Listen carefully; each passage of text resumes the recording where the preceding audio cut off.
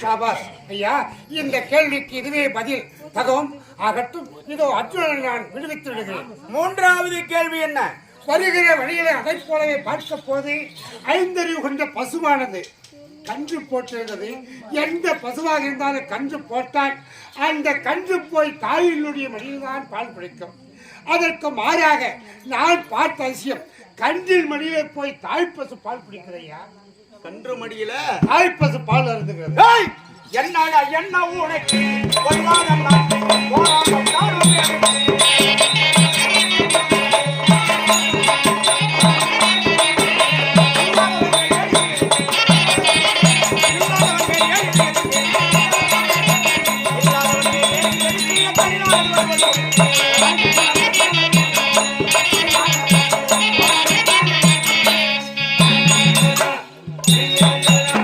இத்தன்மையான கொடிய வார்த்தைகளை என்னிடத்தில் வினாவாக கேட்டிருக்கிறாயே, உனக்கு எனக்கு எதுனா முன் விரோதம் உண்டா? கிடையாது.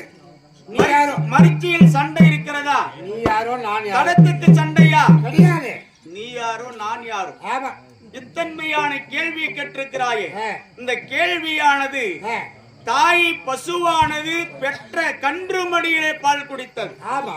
கன்றுதான் தாய் பசு மடியிலே பால் குடிக்கணும். ஆமா. மாறாக கன்று மடியிலே தாய் பசுவானது பால் குடித்ததை பார்த்தேன் என்று கேட்டிருக்கிறேன். உண்மை. தாய் பசுவானது கன்று மடியிலே பால் குடிக்க காரணம் என்ன தெரியுமா? இந்த தாய்மார்கள் இருக்கிறார்களே, இந்த தாய்மார்கள் காசுக்காக தான் பெற்ற பிள்ளையே பருவநிலையான பிறகு அடுத்தவனிடத்திலே விடுத்து காசு வாங்க போகிறார்கள். அதனால தான் தாய் பிள்ளையை அடுத்தவனிடத்தில் விடுத்து காசு வாங்கி பஞ்சத்தை தீர்ப்பதால் தாய் பசுவானது தன் பிள்ளை மடியிலே பால் குடித்தது. இதுதான் நீ கேட்ட கேள்விக்கு விளக்கம். கூட்டி கொடுத்து வாங்கிட்டனால அதுவா? அப்படி அப்படி இந்த யுகத்தில் இப்படி நடக்கும் சொல்றேன். தக்க பதில். நான்காவது கேள்வி. நான்காவது, இந்த பறக்கக்கூடிய பறவைகள் உயிர்கள் பற்றி ஆகப்பட்டது.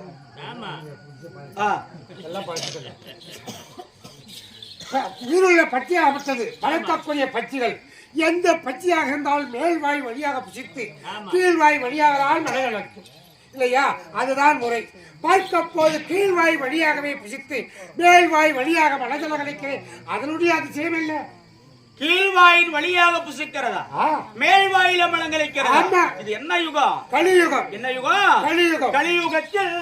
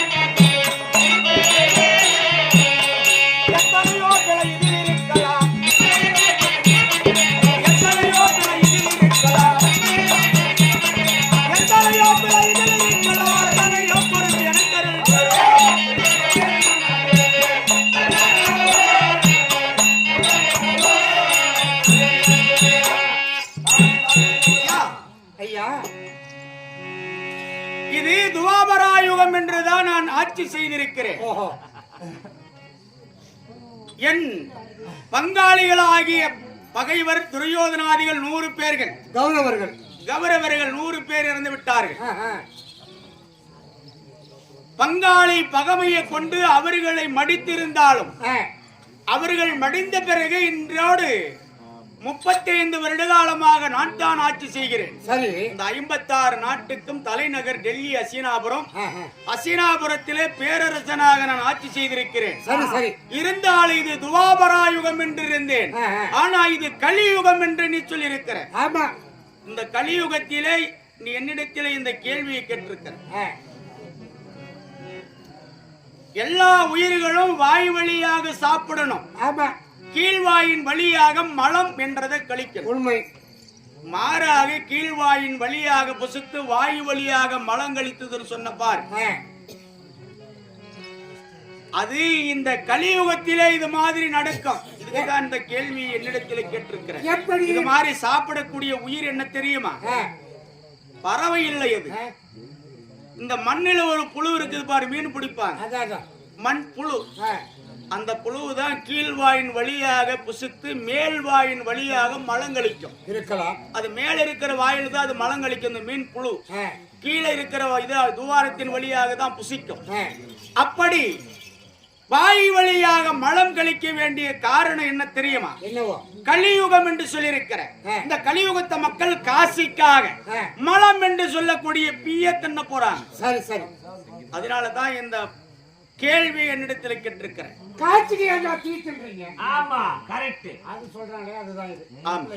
காசிக்காக அது சாப்பிட போறாங்க இந்த கலியுகத்தில. உண்மையாகவே நடக்கும். இதனாலதான் இந்த கேள்விக்கு இதுதான் விளக்கம். சூது, வாது, கொலை, களவு, பொய், பித்தலாட்டம், பலவகை இன்னல், காமவெறி, கற்பழிப்பு இல்லையா, இதெல்லாம் நடக்குது. கொடுத்ததை கேட்டால் அடித்ததே பகை. கெஞ்சி கடங்காத்தான், அப்புறம் 5 பிஞ்சு கேட்டாலே சித்தி பிடிக்க சண்டைக்கு வரான். மோசமா தர்மம் இருக்காது, அதர்மம் அதிகரிக்கும், நீதி நிலைக்காது. அதாவது கொடுத்ததை கேட்டா அடுத்தது பகையாகும். அதனால இனிமேல் தர்மம் என்பது இருக்காது, நீதி இருக்காது. பெரியோர்கள், பெண்கள், தாய்மார்கள் என்று யாரும் மரியாதை கொடுக்க மாட்டார்கள். அடுத்து அப்பவே அதர்மமாக நடக்கும். இந்த கலியுகத்தில் அது நடக்கும் இல்லையா? இதுதான் நீ கேட்ட கேள்விக்கு விளக்கம். அப்படி இருந்தாலும் சரி, தகும். இந்த கேள்விக்கு தகுந்த பதில் இதோ சகாதேவனை விடுவித்து விடுகிறேன். நீ விடைபெற்று செல்வாய். இந்த புறல் உனக்கே சொந்தம்.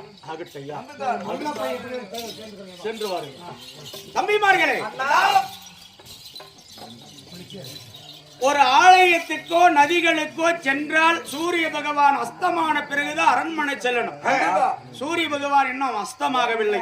அதனால சற்று நேரம் இந்த வனத்திலே வனவேடிக்கை பார்த்திருங்கள். பிறகு நாம நாட்டுக்கு போலாம். சூரியன் அஸ்தமாகட்டும். அப்புறம் போலாமா? சற்று வனவேடிக்கை பார்த்து வாருங்கள். அண்ணா சொல்லிய வல்லமாக இந்த வனவேடிக்கையெல்லாம் பார்த்து பிறகு நாட்டுக்கு போகலாம். அப்படியே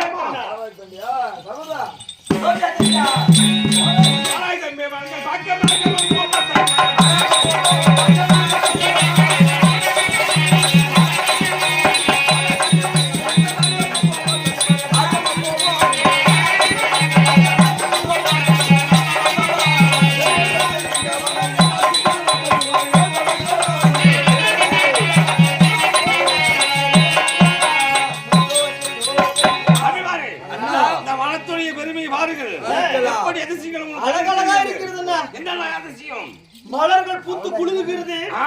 அங்க பாருங்க, மயில் தோகை விரித்து ஆடுகிறது. ஓடுகிறது. அங்க பாருங்க,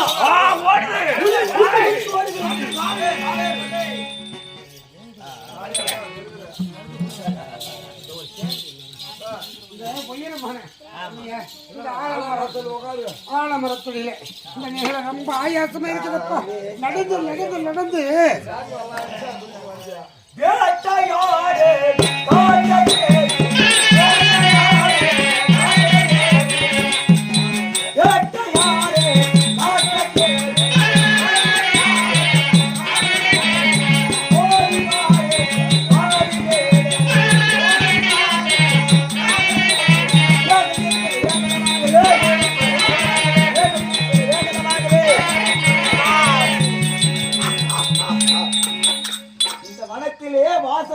இருக்கக்கூடிய நானோ வேடன் இல்லையா? நான் எப்படி பிறந்தேன் என்பது எனக்கு தெரியாது, நான் எப்படி வளர்ந்தேன் என்பது எனக்கு தெரியாது. ஆனால் கானகத்திலே இருக்கிறேன்.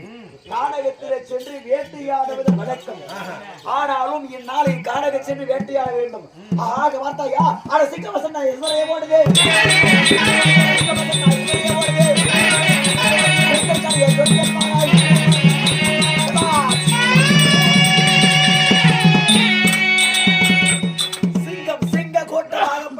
பார்த்தவுடனே சிதறை கொண்டு ஓடுகிறது.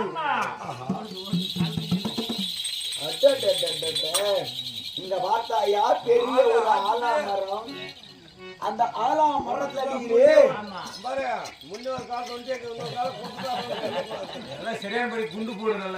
ஒரு மானாகப்பட்டது காலை ஆட்டி கொண்டிருக்கிறது. ஆனா பாத காலை போல் தான் தெரிகிறது, ஆனா ஆட்டுகிறது.